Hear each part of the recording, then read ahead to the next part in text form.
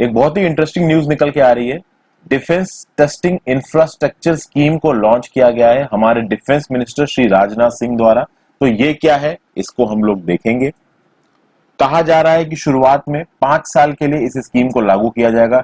400 करोड़ रुपया इसमें खत्म किया जाएगा और 6 से 8 डिफेंस टेस्टिंग इंफ्रास्ट्रक्चर प्रोजेक्ट्स को शुरू में चलाया जाएगा। तो ये वीडियो फ्रेंड्स आपके लिए इंपॉर्टेंट कैसे है, यूपीएससी प्रीलिम्स का एग्जाम दे रहे हो तो इंपॉर्टेंट है। अगर यूपीएससी मेंस में जीएस पेपर 3 का सिलेबस देखेंगे तो उसमें सिक्योरिटी के अंदर ये चीज आपके लिए इंपॉर्टेंट है, या किसी भी कॉम्पिटेटिव एग्जाम्स की अगर आप तैयारी कर रहे हो तो इंपॉर्टेंट है फ्रेंड्स।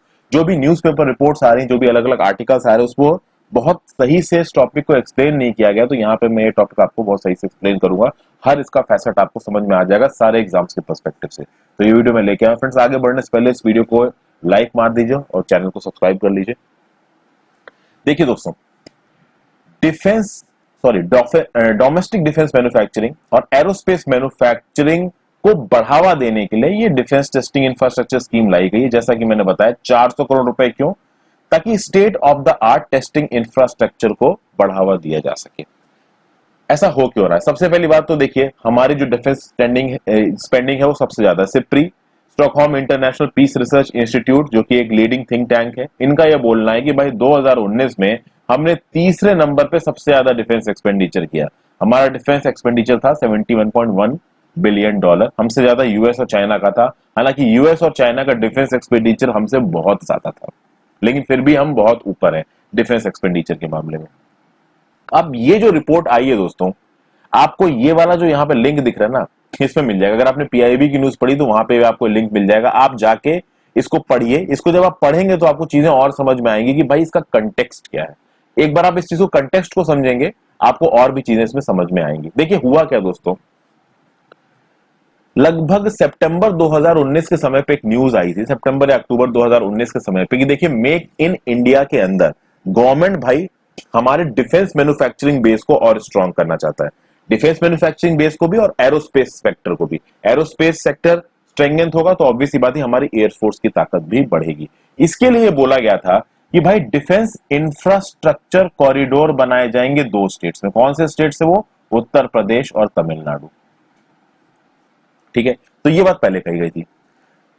अगर आपको डोमेस्टिक डिफेंस प्रोडक्शन करना है तो उसमें सबसे बड़ी प्रॉब्लम क्या होती है कि आपके पास एक state of the art testing infrastructure होता है। जो भी डिफेंस इक्विपमेंट्स हम लोग इंपोर्ट करते हैं दोस्तों, ऑब्वियस सी बात है जहां से इंपोर्ट कर रहे हैं उस कंट्री ने या फिर उस प्राइवेट फर्म ने उसको प्रॉपर तरीके से टेस्टिंग कर रखी है, ट्राइड एंड टेस्टेड है। हमारी तरफ से कुछ इंजीनियर्स और डिफेंस के पर्सनल्स वहां पे जाएंगे उस कंट्री में, उनको टेस्ट करेंगे तभी हम उनको परचेज करेंगे। परचेजिंग ऐसे तो होती नहीं एक स्टेप में, पूरा एक प्रोसेस होता है इसमें।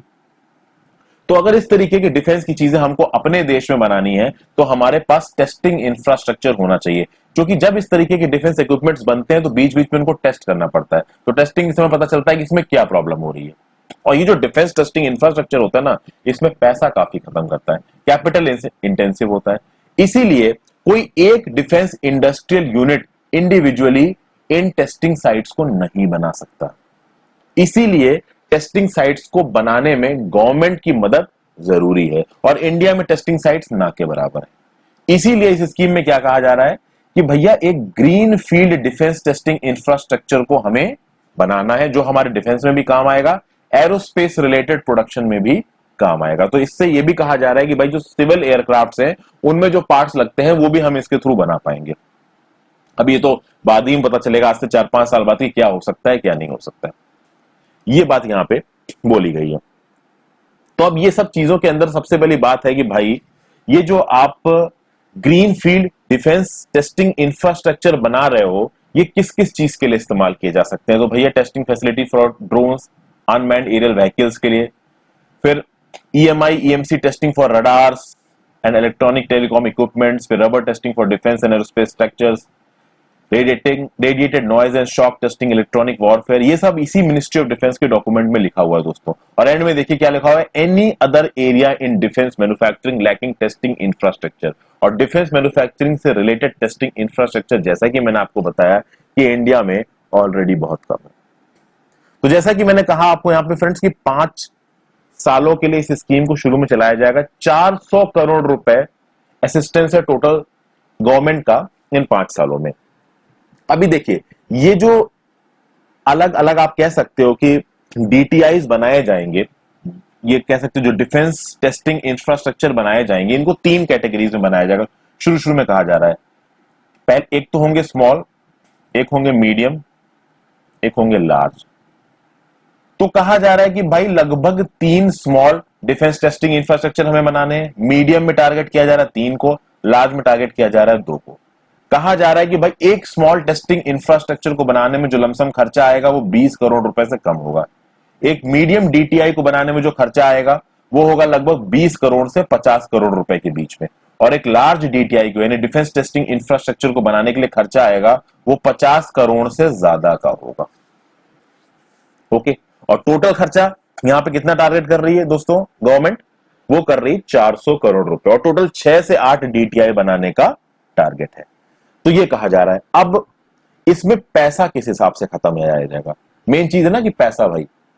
तो पैसा देखिए दोस्तों, पैसा खत्म किया जाएगा कुछ इस हिसाब से कि भाई ग्रांट इन एड देगी सरकार, और उस ग्रांट इन एड में 75% ऑफ द फंडिंग कौन प्रोवाइड करेगा, तो गवर्नमेंट प्रोवाइड करेगी, और जो बची हुई 25% ऑफ द कॉस्ट होगी ना, उसके लिए एक स्पेशल पर्पस व्हीकल बनाया जाएगा, और इस स्पेशल पर्पस व्हीकल में इंडियन प्राइवेट एंटिटीज भी होंगी और राज्य की सरकारें भी होंगी।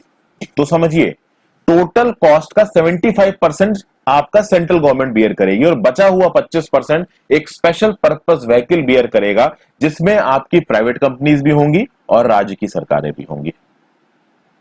अभी यहां तक चीजें आपको क्लियर हुई।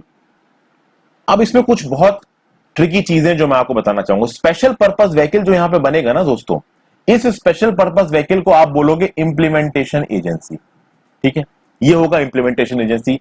ये इंप्लीमेंटेशन एजेंसी हमारे कंपनीज एक्ट 2013 के अंदर जो सेक्शन 8 है, उस सेक्शन 8 के अंदर एक कंपनी होगी। तो इस इंप्लीमेंटेशन एजेंसी को as a company under section 8 of companies act 2013 list किया जाएगा। दूसरी बात, केवल वो प्राइवेट एजेंसीज जो कि इंडिया में रजिस्टर्ड है, वो प्राइवेट कंपनीज जो कि इंडिया में रजिस्टर्ड हैं, वही इस इंप्लीमेंटेशन एजेंसी में आ सकती हैं।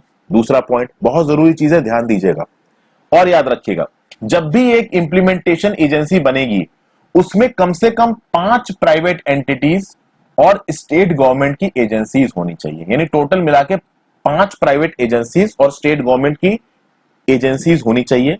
और खास बात यह है कि इन 5 एंटिटीज में से किसी भी एक एंटिटी का जो शेयर कैपिटल है ना, टोटल इंप्लीमेंटेशन एजेंसी के शेयर कैपिटल में, वो आपका 40% से ज्यादा नहीं होना चाहिए। अब बताता हूं कैसे।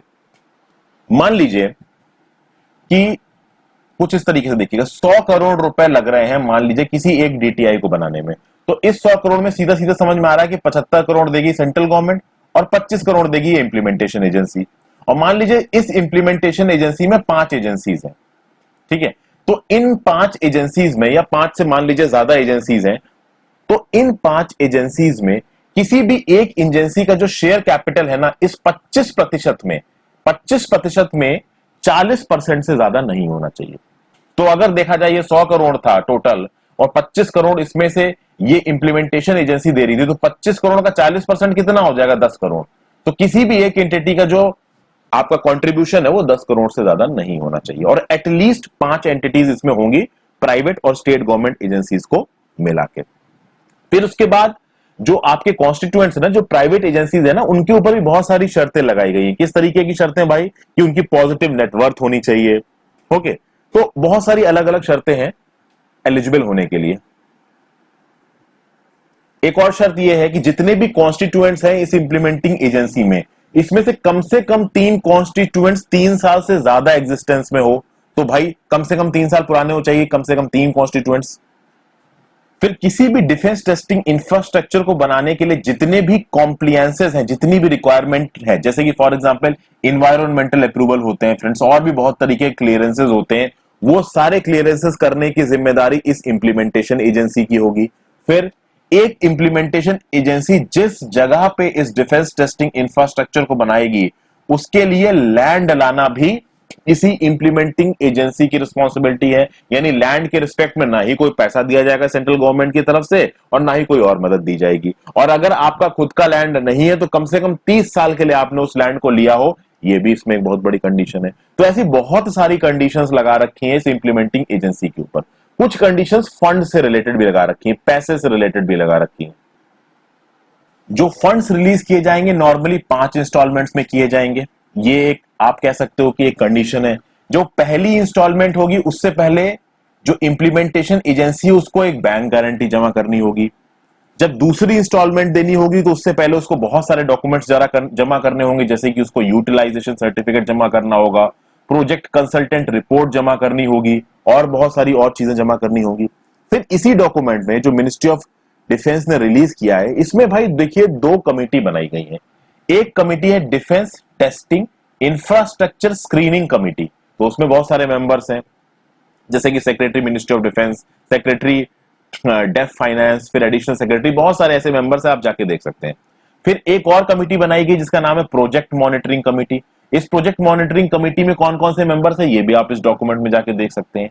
तो ये जो defence testing infrastructure screening committee बनाई गई है, ये जो प्रोजेक्ट मार्केटिंग कमेटी बनाई गई है, कॉन्ट्रैक्ट को देने के साथ साथ उसको देखना कि भाई कोई एक इंप्लीमेंटेशन एजेंसी सारे टर्म्स एंड कंडीशंस को मीट कर रहा है। उसके बाद जब डिफेंस टेस्टिंग इंफ्रास्ट्रक्चर बनने लगा, काम ठीक से हो रहा है, इंस्टॉलमेंट सही जगह यूज हो रही है, पूरे प्रोजेक्ट को वेट करना, ऑडिट करना इनकी रिस्पॉन्सिबिलिटी में आएगा।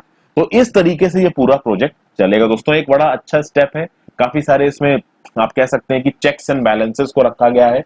एक बहुत अच्छा, देखिए डिफेंस इंडस्ट्रियल कॉरिडोर तो बना दिए गए इंडिया में।